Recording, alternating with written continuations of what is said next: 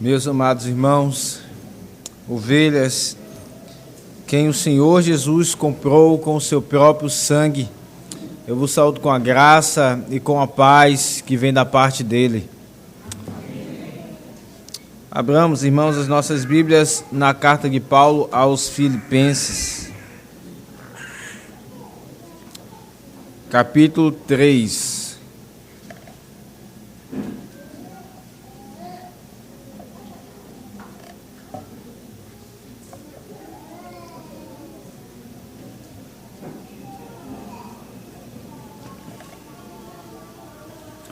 Filipenses capítulo 3, eu lerei do verso 17 até o verso de número 1 do capítulo 4. E essa será a porção que nós iremos pregar, ler e pregar, pela graça do nosso Deus, mais uma vez neste domingo. Filipenses 3, 17 ao capítulo 4, verso 1. Eu peço que todos atentem e lembrem-se, esta é a palavra da salvação. Irmãos, sede imitadores meus e observai os que andam segundo o modelo que tendes em nós. Pois muitos andam entre nós, dos quais, repetidas vezes eu vos dizia, e agora digo até chorando, que são inimigos da cruz de Cristo. O destino deles é a perdição. O Deus deles é o ventre. E a glória deles está na sua infâmia, visto que só se preocupam com as coisas terrenas. Pois a nossa pátria está nos céus, de onde também aguardamos o Salvador, o Senhor Jesus Cristo, o qual transformará o nosso corpo de humilhação para ser igual ao corpo da sua glória, segundo a eficácia do poder que ele tem de até subornar a si todas as coisas. Portanto, meus irmãos, amados e muito saudosos, minha alegria e coroa. Sim, amados, permanecei deste modo, firmes no Senhor. Amém. Mais uma vez, irmãos, oremos ao Senhor nosso Deus, maravilhoso Deus e Pai. Suplicamos graça. Acabamos de cantar a Tua graça. Precisamos mais da Tua graça. Sim, ó Deus, porque salvos, redimidos, regenerados pela graça fomos. Mas, Senhor, como nós peregrinaremos, como nós continuaremos a caminhar, como nós iremos avançar para o alvo sem a Tua graça? Nós não poderemos, Senhor. Como nós ouviremos a Tua palavra, pararemos repousando, acampando neste dia do descanso, para ouvir a Tua palavra, como ouviremos a Tua voz, ó Deus, sem a Tua graça? Nós não poderemos. Como pregaremos sem a Tua graça, Senhor, que destranca os corações, que os quebranta, que os purifica e que os tira do erro, do engano, da perdição. Ó Senhor, precisamos da Tua graça para pregar a Tua palavra, precisamos da Tua graça para ouvir a Tua palavra. Fala conosco, ó Deus. É no nome de Cristo Jesus, o amado das nossas almas, que nós suplicamos. Em nome dele. Amém. Quem são os teus exemplos ou os teus modelos? E por que eles são teus modelos? Muitos olham para o jovem Elon Musk, olham para ele e dizem: eu quero ser como ele. Um patrimônio imenso, um homem não precisa de dinheiro, rico.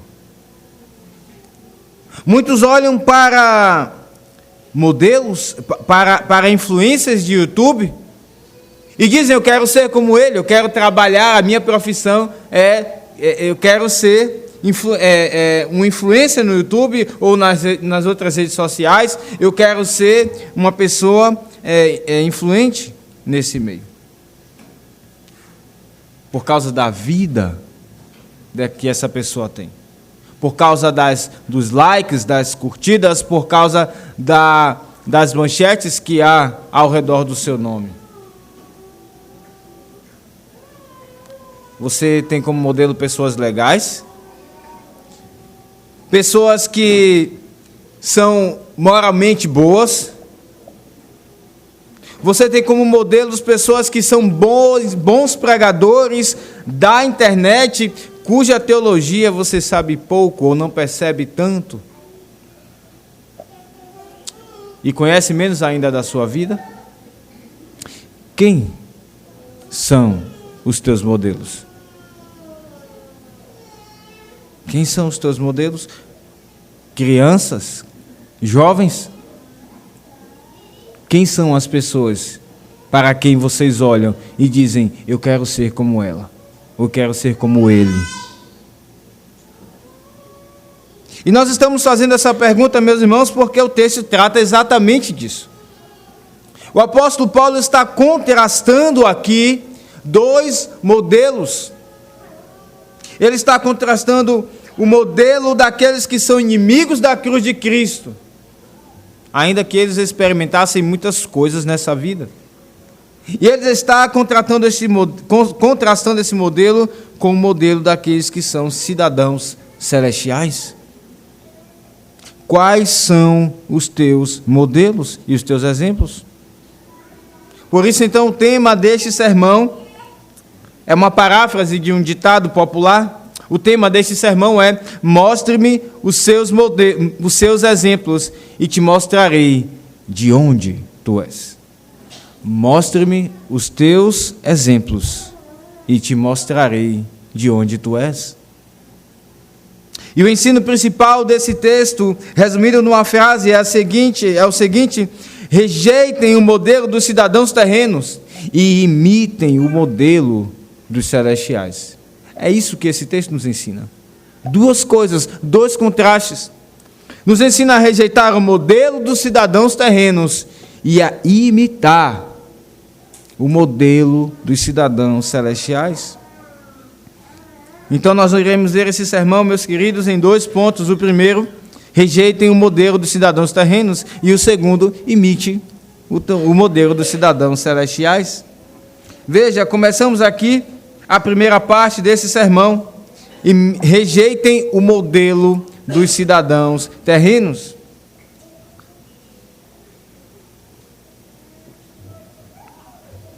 O apóstolo Paulo diz assim no verso 17: irmãos, sede imitadores meus e observai os que andam segundo o modelo que tendes em nós, pois muitos andam entre nós, dos quais repetidas vezes eu vos dizia, e agora vos digo até chorando, que são inimigos da cruz de Cristo. O destino deles é a perdição, o Deus deles é o ventre, e a glória deles está na sua infâmia, visto que só se preocupam com as coisas terrenas. Rejeitem o modelo dos cidadãos terrenos. O apóstolo Paulo começa essa parte aqui, no verso 18, com um lamento. Aqui está um lamento pelos cidadãos terrenos. E ele diz que são muitos. Muitos. Ora, isso não nos faz pensar no trabalho das lideranças das igrejas? Isso não nos faz nos perguntar, mas como eles não estão percebendo que são inimigos da cruz de Cristo? Porque eles estão entrando na igreja. E quando Paulo, inclusive, diz essas palavras, ele é um dos líderes das igrejas. Não há supervisão de quem entra nela? Essa é uma pergunta salutar nesse texto. E essa é uma pergunta que, inclusive, se faz muitas vezes nos nossos dias no meio da igreja. Ora, como uma pessoa como essa entrou na igreja? Como uma pessoa como essa faz parte da igreja?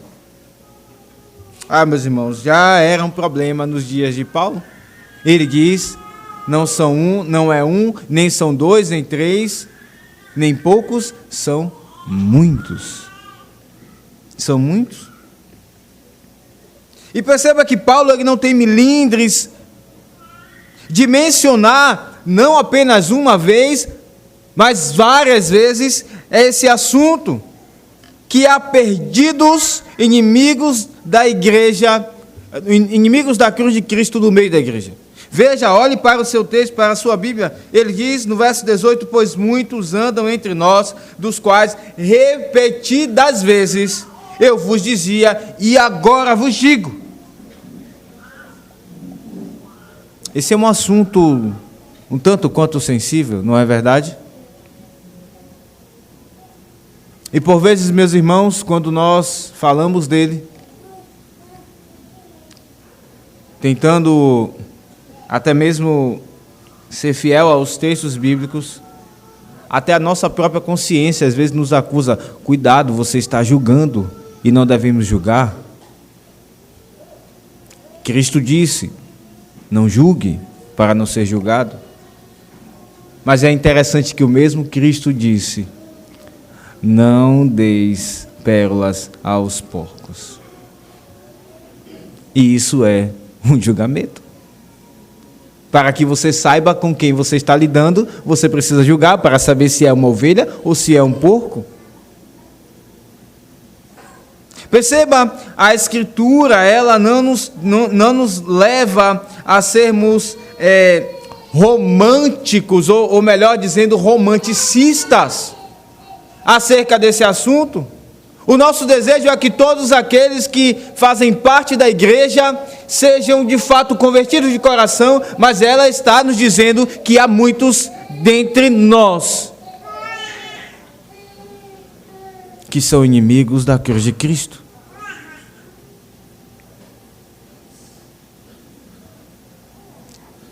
E ela não faz milindres em mencionar essas coisas. Meus irmãos, Paulo era um apóstolo. E como apóstolo, ele inclusive recebia revelações do Senhor. E ele poderia inclusive saber, como Pedro inclusive viu ali o mago pedindo ali, dando dinheiro para ter o poder de fazer o Espírito Santo descer. E então ele disse, ora, você é filho do diabo. Eles tinham revelações do Senhor. Nós não temos essas coisas hoje.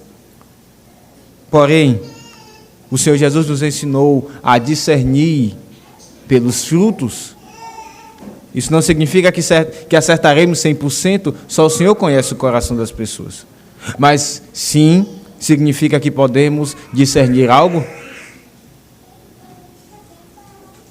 E ainda que não saibamos com certeza absoluta, nós podemos discernir e podemos afirmar também ainda hoje e reconhecer esses inimigos. Mas o que é interessante, ou melhor dizendo, o que deve nos chamar a atenção nesse texto, é que a primeira coisa que Paulo faz acerca dessas pessoas, desses modelos, não é falar dos seus pecados, é lamentar. E aqui há uma coisa curiosa. Na carta da alegria, nós encontramos um lamento. É isso que Paulo diz, ele diz, agora eu vos digo, até chorando, que são inimigos da cruz de Cristo. Paulo lamenta ao pensar que lidou com pessoas no meio da igreja, as conhece. É bem provável que a imagem, o rosto dessas pessoas venham à mente de Paulo. E ele sabe que elas nunca foram alcançadas por Cristo, e ele sabe muito mais, que elas militam contra a cruz de Cristo. Na carta da alegria nós encontramos um lamento. Ora, Paulo está imitando o seu Senhor, que olhou para a cidade de Jerusalém, para os judeus, e disse, Jerusalém, Jerusalém, que matas os profetas e apedrejas os que te foram enviados. Quantas vezes quis eu reunir os teus filhos, como uma galinha junta os seus pintinhos debaixo das asas, e vós não o quisestes. Eis que a vossa casa vos ficará deserta. Declaro-vos, pois, que desde agora já não me vereis, até que venhais a dizer: bendito o que vem em nome do Senhor. E Cristo estava falando aqui da sua visitação de juízo a Jerusalém, quando ela seria destruída. Isso aconteceu, sim, por volta dos anos 70. Cristo lamenta. Ora, meus irmãos, se Cristo, que sabia que aqueles homens iriam entregá-lo para a morte de forma tão covarde, mentirosa, enganosa, ele lamenta a perdição daqueles homens. Quem sou eu e você para não lamentarmos e chorarmos aqueles que rejeitam o Evangelho do Senhor Jesus? O primeiro sentimento que deve estar em nosso coração é lamento, é tristeza, é uma tentativa de dizer: eu não estou acreditando que isso está acontecendo. Como pode rejeitar tamanha graça? Como pode se voltar contra aquele que é a fonte da graça? É isso que Paulo está fazendo, é isso que Cristo fez. E Paulo aqui está imitando o seu Senhor. É Ele que é o todo misericordioso, não é Paulo? É Cristo que tem o seu coração compassivo e misericordioso para com o perdido.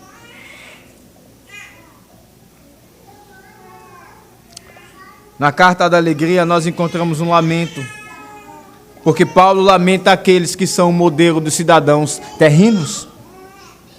Mas ele não apenas lamenta, veja no verso 19, ele descreve quem são eles. Ele já disse no verso 18, eles são inimigos, eles militam. E Paulo, inclusive, já tem mencionado muito sobre a linguagem esportiva nessa carta, não é verdade?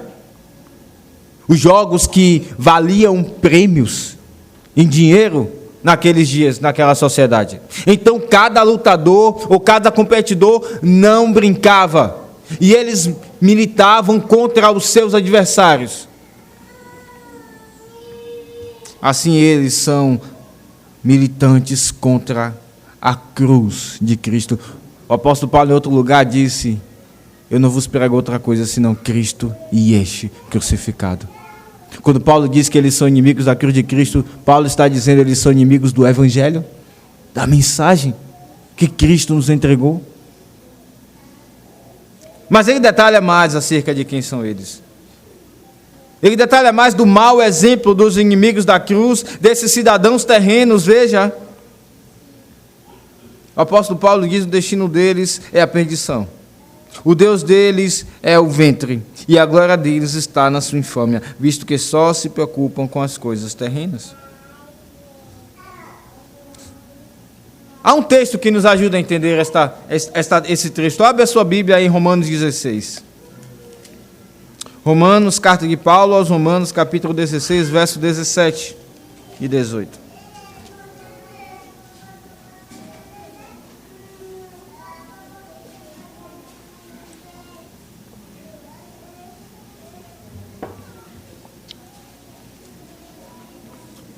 Romanos 16, 17 está escrito assim: rogo-vos, irmãos, que noteis, ou observeis, Paulo fala isso lá em Filipenses, né?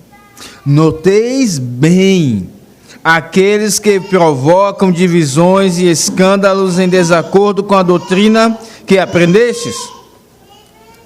Afastai-vos deles, porque esses tais não servem a Cristo, nosso Senhor, e sim a seu próprio ventre. É a mesma expressão que Paulo fala lá em Filipenses. O Deus deles é o ventre. Eles então servem não a Cristo como Deus, como Senhor, mas ao Deus deles, que é o próprio ventre. E com as suas suaves palavras e lisonjas enganam o coração dos incautos. Há algumas características desses cidadãos terrenos. Eles causam divisões.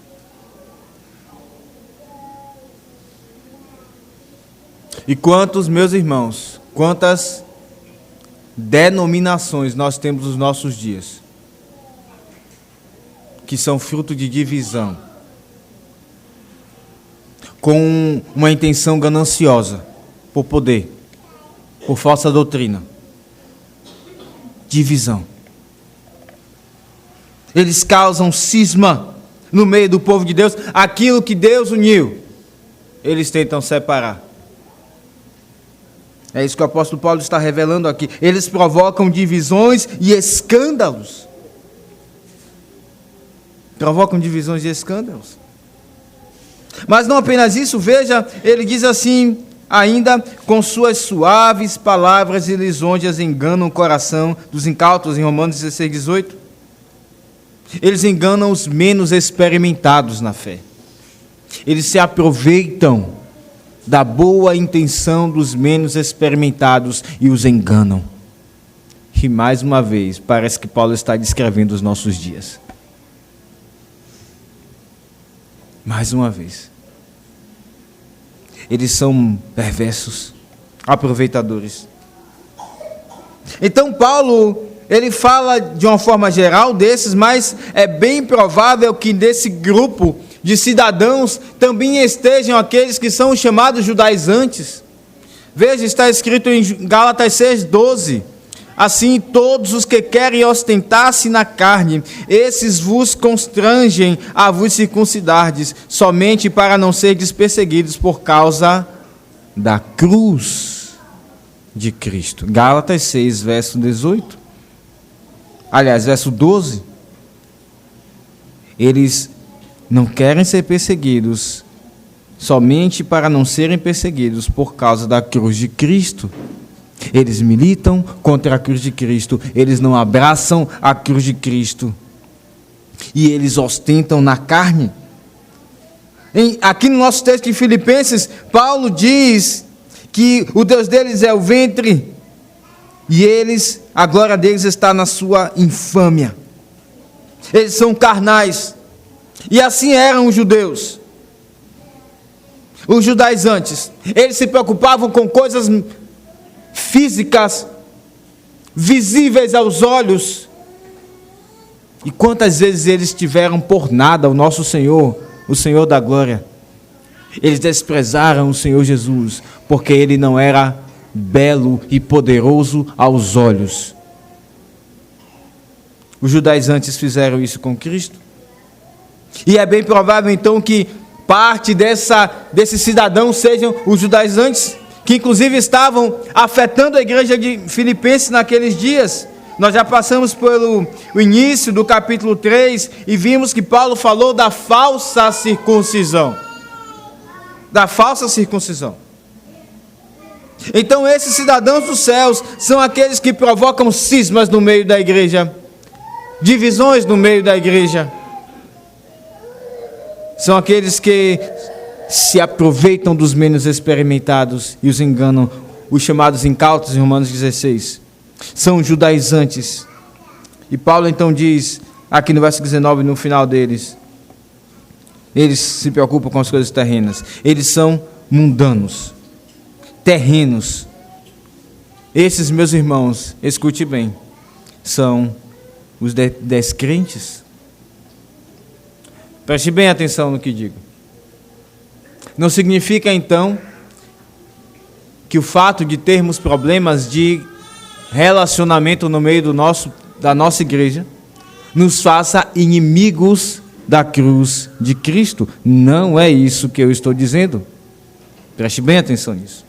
O que eu estou dizendo é que é uma marca desses cidadãos terrenos, aqueles que causam cismas por interesses carnais e medíocres, aqueles que se aproveitam da boa intenção dos menos experimentados eles mostram um interesse meramente carnal, eles imitam ao pai deles.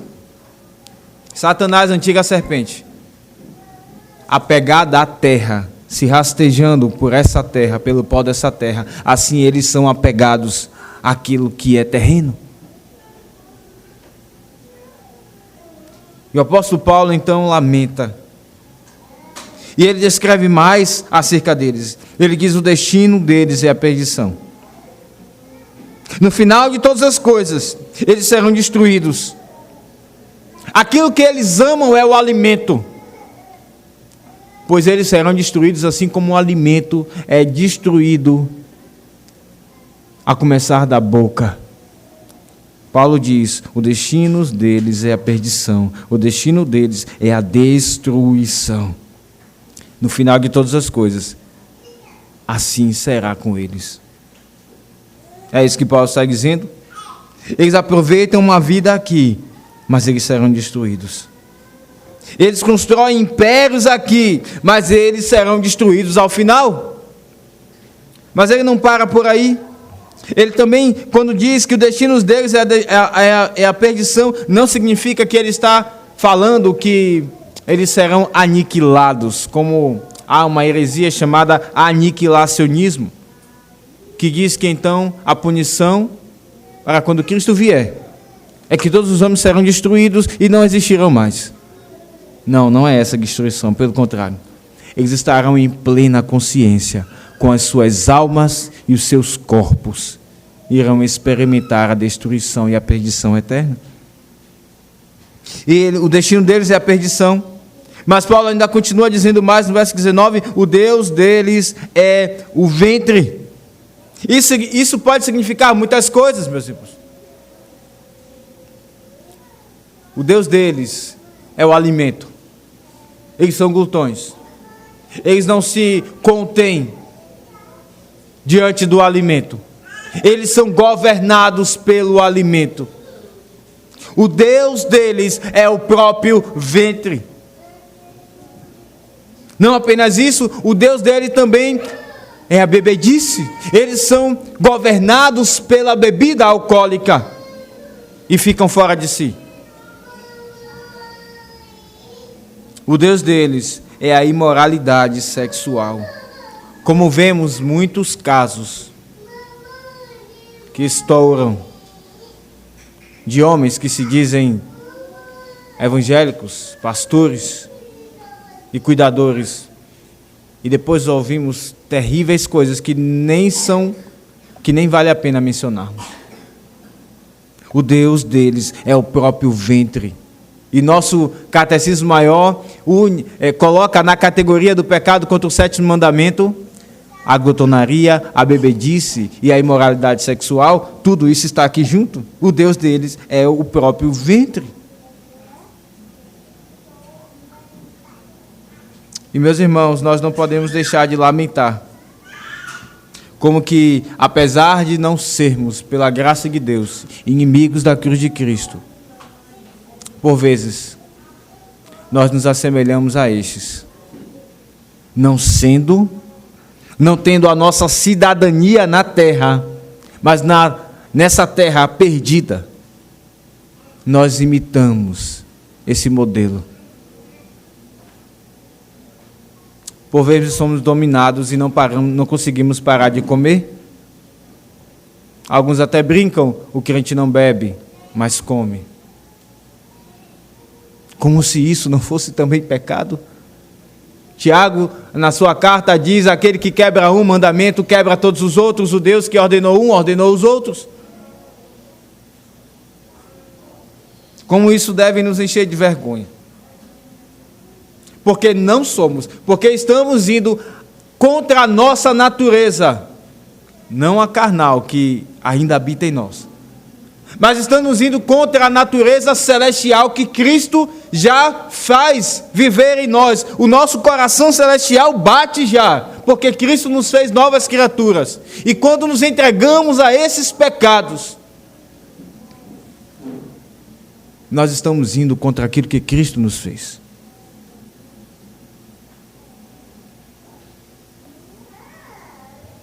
Paulo diz então, dá aqui a lista, o currículo desses cidadãos.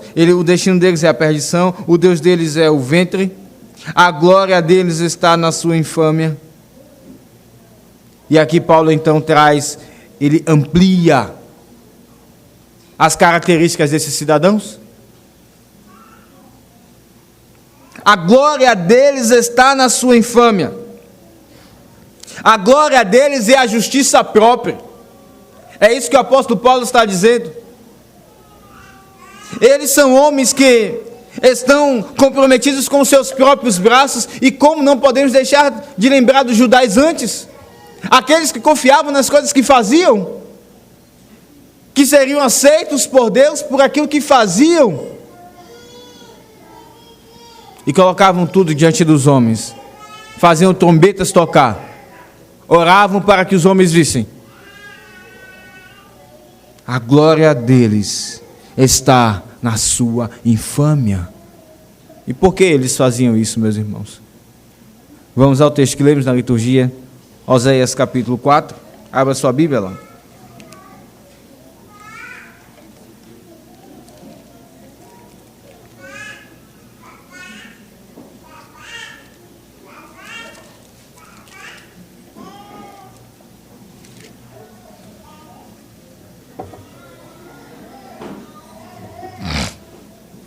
Oséias capítulo 4,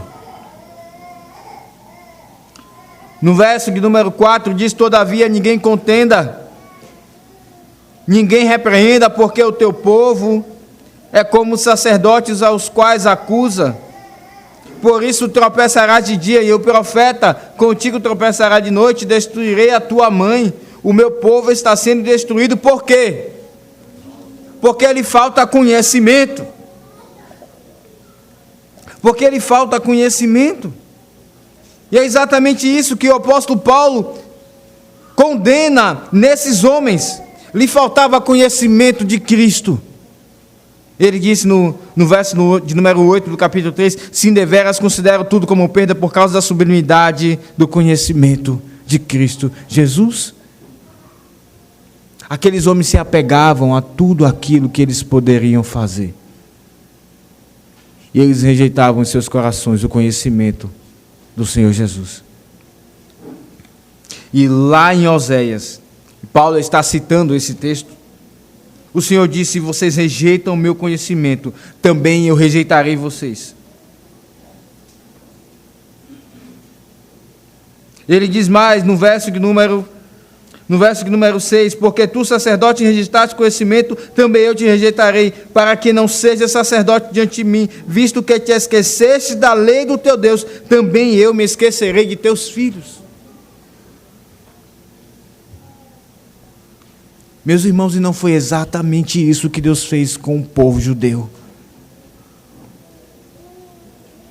Deus os largou, porque eles rejeitaram o conhecimento de Deus, a sabedoria encarnada, aquele que veio do seio do Pai, e ninguém nunca viu o Pai senão Ele, aquele que veio revelar o Pai, aquele que conheceu o Pai.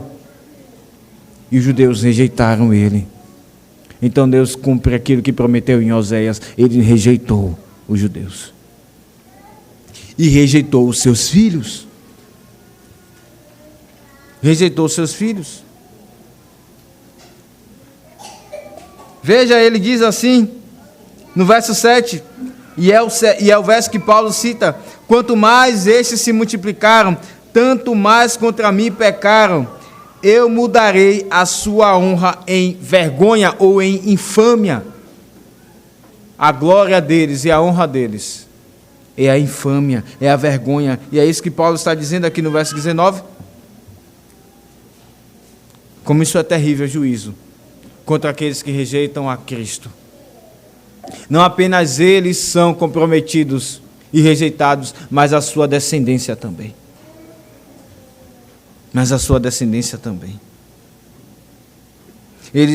O destino deles é a perdição. O Deus deles é o ventre.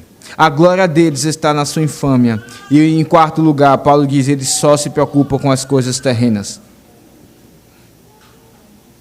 Eles são modelos. e aquilo que eles amam são as coisas dessa vida. E a pergunta então vem à tona do início do sermão: qual é o teu modelo? Porque se o teu modelo, se o teu exemplo são aqueles que se dão bem nessa vida,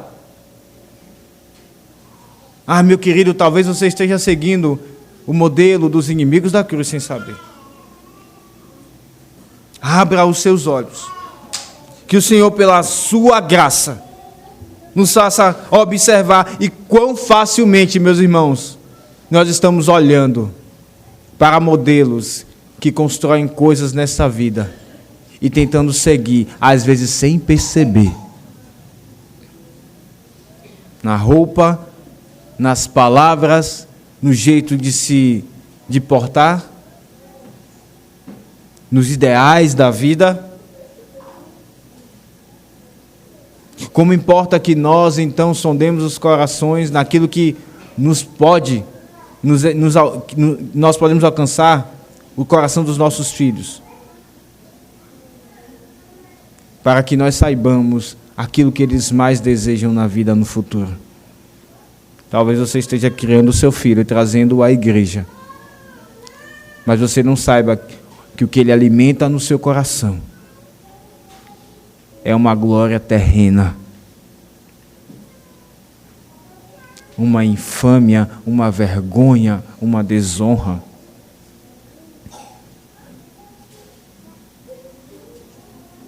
Como importa que nós então sondemos os nossos corações e conheçamos os nossos filhos. O apóstolo Paulo nos traz o contraste. É isso que estamos vendo. Em primeiro lugar, ele nos ensina então a rejeitar, a notar, a observar e rejeitar os modelos, o modelo daqueles que são cidadãos terrenos. Mas em segundo lugar, Paulo nos ensina a imitar o modelo dos cidadãos celestiais. E o que é interessante, meus irmãos, é que o apóstolo Paulo não apenas diz não imite os modelos terrenos, os modelos ruins, porque eles são ruins. Ele diz: imitem os modelos de cidadãos celestes. Por vezes nós temos experiências terríveis com pessoas. Isso fica marcado na nossa vida. E nós então carregamos conosco uma lente. E não queremos ter mais ninguém como modelo em nossas vidas. Ou desconfiamos que todas as pessoas serão iguais às outras com quem nós já vivemos. O que a Escritura nos ensina é a rejeitar o modelo ruim, a rejeitar o modelo terreno, mas adotar e imitar o modelo de cidadão celeste. E é isso que vemos no verso 17. Veja, irmãos, sede imitadores meus, e observai os que andam segundo o modelo que tendes em nós. A Escritura, meus irmãos, é equilibrada. A Escritura, ela é sensata. A Escritura, ela nos faz andar na claridade do dia. Nós precisamos de modelos. E ela então nos ensina não apenas a rejeitar os modelos ruins, terrenos, mas imitar os modelos celestiais. Talvez você olhe para esse texto e diga: mas Paulo está muito soberbo, hein? Me imite. Não, meus irmãos, Paulo não se acha impecável. Ele já falou, ele já afirmou no sermão anterior. Ele disse: eu não julgo haver alcançado. Ele repetiu dizendo: não que eu já tenha recebido ou já tenha obtido a perfeição. Paulo não está então se achando a pessoa perfeita sem pecado. Pelo contrário, Paulo está sendo humilde. Paulo está sendo humilde. Ele está fazendo aquilo que ele disse em Romanos 12, verso 3. Porque pela graça que me foi dada, digo a cada um dentre vós, que não pense de si mesmo além do que convém. Antes pense com moderação, segundo a medida da fé que Deus repartiu a cada um. parece humilde. Mas existe uma frase que muitas pessoas repetem e não sabem o que significam direito. Eu só sei que nada sei. Parece humilde você dizer, eu não sei fazer nada. Mas não é humilde. Porque será se Deus, pela sua graça, não tem operado nada em sua vida para que você não aprenda coisa alguma? Nenhuma. E se negamos o poder e a operação da graça de Deus em nós, nós estamos sendo soberbos e não humildes. Isso parece estranho, não é verdade? Mas é o que vemos desse texto. Paulo, ele diz, não pense além do que convém. Veja, não pense além, mas pense alguma coisa. Pense o que convém, de acordo com a graça que Deus tem te dado. E é por isso, então, que Paulo, ele não tem problema, ele não tem milindres em dizer, sejam meus imitadores. Sejam meus imitadores. Ah, meus irmãos, como importa que então sejamos modelos. Paulo está se apresentando como modelo paternal para aqueles irmãos filipenses a quem muito ele amava.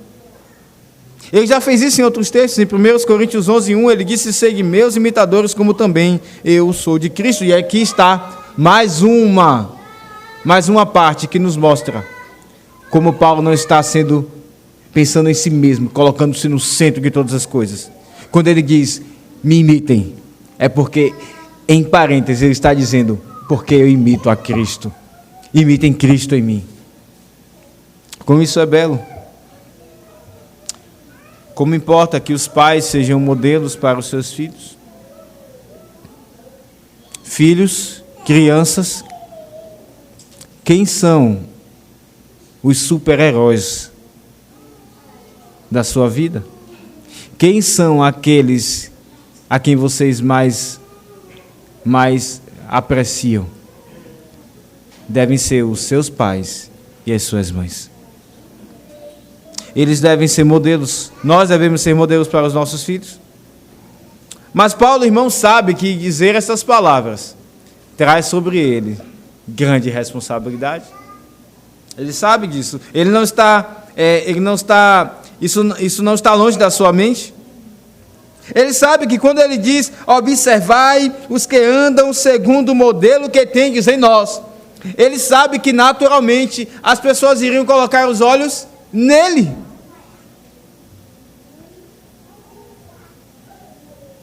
Mas Paulo não se importa mais consigo mesmo. Paulo não está se importando com o que as pessoas vão pensar dele. Ele já disse no verso número 4 até o verso 11, como ele se importava consigo. Como ele era apegado a si mesmo. Ele era benjamita, da tribo de Benjamim, hebreu de hebreus, quanto à lei fariseu, circuncidado ao 8º dia, perseguidor da igreja, irrepreensível. Mas todas essas coisas Paulo disse, eu tenho como refúgio. Portanto, Paulo não está se preocupando com a sua própria honra, no sentido de que ele a coloca acima de Deus. E é por isso então que ele pode dizer, sejam meus imitadores. Paulo também decidiu prosseguir para o alvo. Aquele que diz então, eu não me importo com o que as pessoas dizem, que elas me imitem, se elas quiserem. Mas eles não prosseguem para o alvo, que é Cristo. Eles estão dando um tiro no próprio pé. Paulo decidiu, ele já disse isso nos versos anteriores, eu prossigo para o alvo, para o prêmio da soberana vocação de Deus em Cristo Jesus. E aqui está então o modelo dos cidadãos celestiais. Aqueles que prosseguem para o alvo, aqueles que estão avançando em santidade. E Paulo então diz, me imitem, me observem e me imitem. Imitem aqueles que estão comigo. Timóteo estava com ele.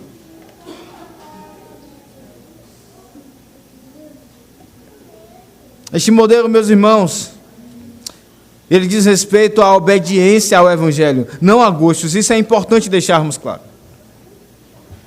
Quando Paulo então diz, sejam meus imitadores, ele não está falando então que os filipenses deveriam imitar os seus gostos pessoais,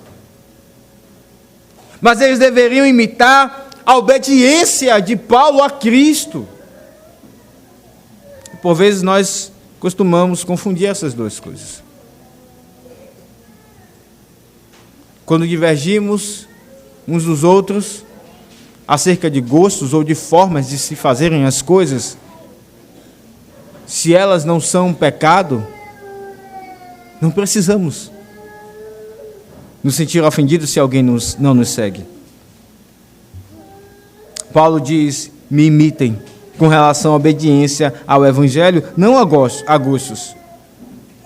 E a verdade, irmãos, que líderes, eles variam de costumes. E por vezes nós temos modelos de líderes que têm não apenas a sua obediência a Cristo, mas eles têm também os seus jeitos de fazer as coisas, de falar, de pensar, de agir, e às vezes queremos colocar um modelo que já temos no outro. Os modelos, meus irmãos, são de obediência ao Evangelho, não de gostos. Mas Paulo nos convida a ir além nesse texto. Quando ele diz: sejam meus imitadores. Quando ele diz: observem os que andam segundo o modelo, a forma, o tipo. Ele nos faz olhar para Cristo, aquele que era o antítipo, ou seja, aquele para quem todo tipo no Antigo Testamento apontava. É para ele que Moisés apontava, é para ele que Elias apontava, é para ele que Davi apontava, é para ele que Paulo apontava. Cristo, ele é o nosso modelo supremo. Ele é o nosso modelo supremo. E a carta de Romanos, capítulo 5, verso 14, diz assim: entretanto, reinou a morte desde Adão até Moisés, mesmo sobre aqueles que não pecaram, à semelhança da transgressão de Adão, o qual prefigurava, ou seja, era um tipo, era um modelo daquele que havia de vir. Todos aqueles que obedecem ao Evangelho são modelos vivos de Cristo Jesus. Ao imitar a sua humildade, Cristo disse: tomai sobre vós o meu coração que é manso, eu sou manso e humilde de coração. Manso e humilde de coração. E como Paulo aprendeu a humildade? Como o Senhor abateu este homem, o humilhou, ele foi apedrejado. Como Paulo está aqui agora numa prisão, inclusive escrevendo esta carta. Como o apóstolo Paulo era o mais alto dos judeus, mas ele se viu no meio de um fogo cruzado. Judeus, no início da sua conversão, judeus o odiavam, porque diziam que ele havia traído o judaísmo. E os crentes não queriam recebê-lo, porque ainda desconfiavam que ele ainda não tinha se arrependido verdadeiramente. Como Deus pegou a honra de Paulo e lançou-a ao chão. E assim ele imitou a Cristo Jesus, que foi negado por toda a humanidade. Ele aprendeu humildade. Ele aprendeu mansidão. O negar o seu direito. E ele então agora, por isso, não menos por isso, é que ele pode dizer: me imitem. Paulo pode dizer isso porque ele é semelhante a um animal que vai se desfazendo e deixando os pedaços que tem pelo caminho. E ele vai então se regenerando, por assim dizer, mas agora esse novo não é mais ele, é Cristo. É por isso que Paulo não tem problemas, não tem milímetros em dizer: me imitem. É como se ele dissesse: eu sei o que eu estou falando, eu tenho experiência com Cristo, eu tenho andado com Ele. Eu sei que Ele é poderoso para guardar a minha coroa até o dia, como ele escreveu em outro lugar. Paulo então diz: me imitem, porque Cristo é o modelo de humildade e de mansidão, e Ele é o modelo também de obediência ao Pai. Não é isso que vemos na vida de Cristo? Ele imitou, Ele obedeceu toda a lei. Ele se sujeitou a toda a lei. Não houve pecado, não houve dolo em sua boca. Ele é o nosso modelo supremo. Meus irmãos, quando nós temos que tomar alguma atitude, alguma decisão na vida, nós pensamos em alguém. Pensamos se esta pessoa faz aquilo ou deixa de fazer aquilo. Todos nós fazemos isso. Essa pessoa que nós pensamos aqui, que vem na mente, é um modelo para nós, é um exemplo para nós. E não há pecado nisso, se o exemplo superior é Cristo. Você pensa naquilo que Cristo faria? Você pensa naquilo que Cristo lhe ordena? Quando você tem que tomar decisões? Ele é o seu modelo? Paulo pensava, e é por isso que ele então diz: sejam meus imitadores. E é confiado então nele, em Cristo, que os oficiais também devem ser modelos para a igreja. Está escrito em 1 de Pedro 5,3: nem como dominadores dos que vos foram confiados antes, tornando-vos modelos do rebanho. Está escrito em Hebreus 13,7: lembrai-vos dos vossos guias, os quais vos pregaram a palavra de Deus, e considerando atentamente o fim da sua vida, imitai a fé que tiveram. Como pesa sobre os nossos ombros oficiais o dever de imitarmos a Cristo e sermos modelos para a igreja. O apóstolo Paulo está nos ensinando, inspirado pelo Espírito Santo, acerca disso. Mas a verdade, irmãos, é que nós não podemos. A verdade é que nós falharemos. Teremos luta dentro de nós. E quando nós pecarmos, ou formos tentados, nós temos o modelo supremo, que é Cristo Jesus, que nunca pecou. Ele é o nosso modelo, e a novidade do Evangelho é que nós estamos nele. Nós somos unidos a Ele. E é por isso que nós podemos. Paulo experimenta dessa graça. E ele então dá dessa graça para aqueles irmãos, para bispos e diáconos, como ele diz no início dessa carta. E ele segue então no verso 20, dizendo: pois a nossa pátria está nos céus, de onde também aguardamos o Salvador, o Senhor Jesus Cristo. Enquanto a esperança dos inimigos da cruz estavam nas coisas terrenas,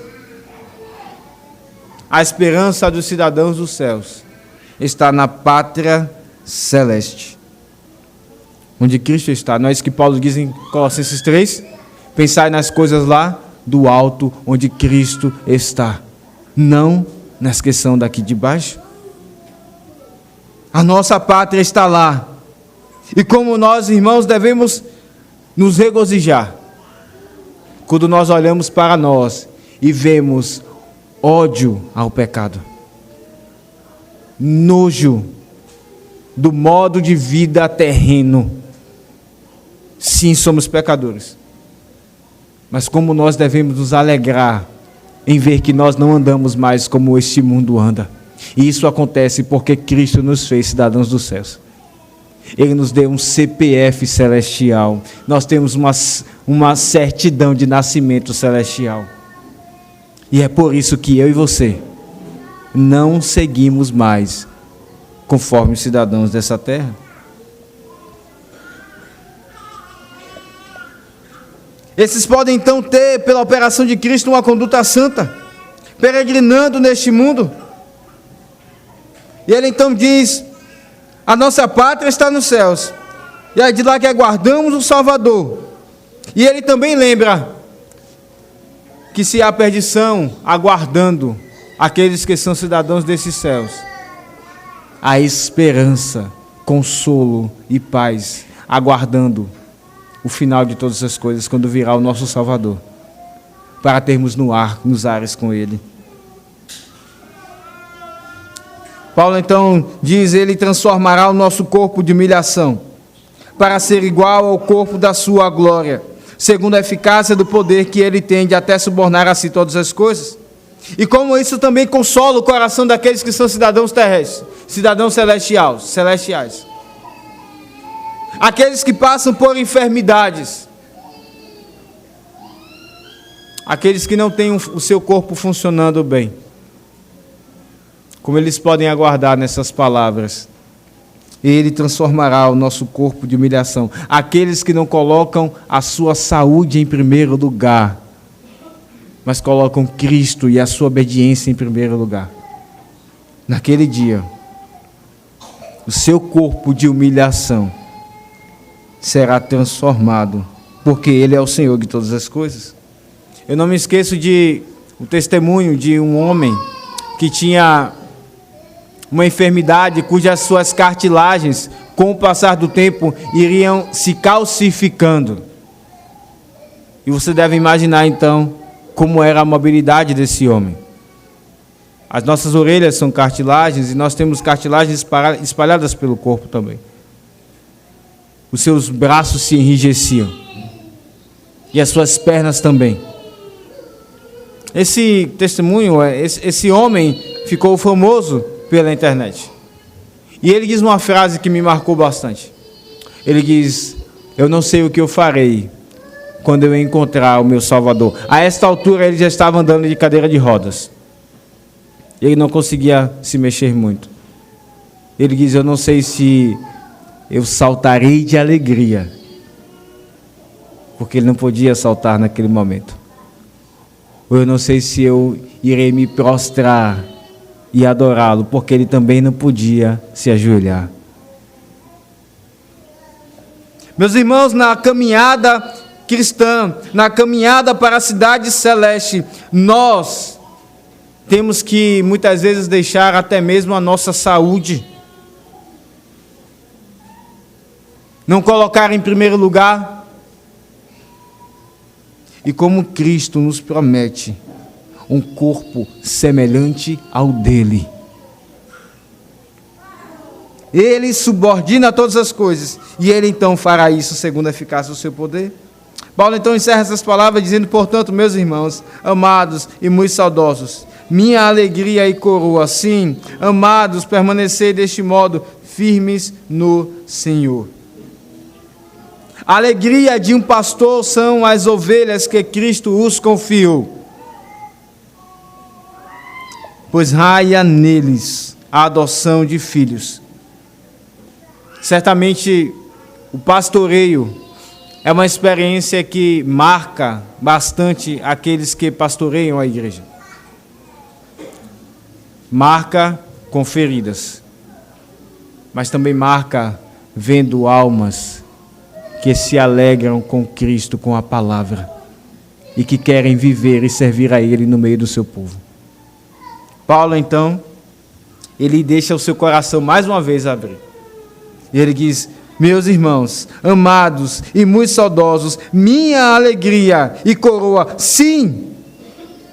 A coroa de Paulo não era a ajuda que aqueles irmãos enviavam para ele. A alegria dele não era essa. Eram aqueles irmãos que andavam em santidade. E ele então deixa um último conselho a esses irmãos: permaneçam firmes. Paulo disse aos presbíteros de Éfeso que viriam lobos e iriam entrar no meio da igreja, quando ele estava indo para Jerusalém. E como é difícil, irmãos, permanecermos firmes quando pessoas assim entram no meio da igreja. Uma parte deles tem uma boa lábia e calcificam a obra da graça no coração das pessoas. E aqueles que então têm a graça comum, que estão no pacto, revelam que estão mortos, mas esses são instrumentos de Satanás. Como isso então vem a nós, para que sejamos firmes, para que permaneçamos firmes, para que não deixemos a igreja. Sim, é no meio da igreja mesmo que muitos vêm e se revelam inimigos da cruz de Cristo. Mas não nos esqueçamos, ela é a noiva de Cristo.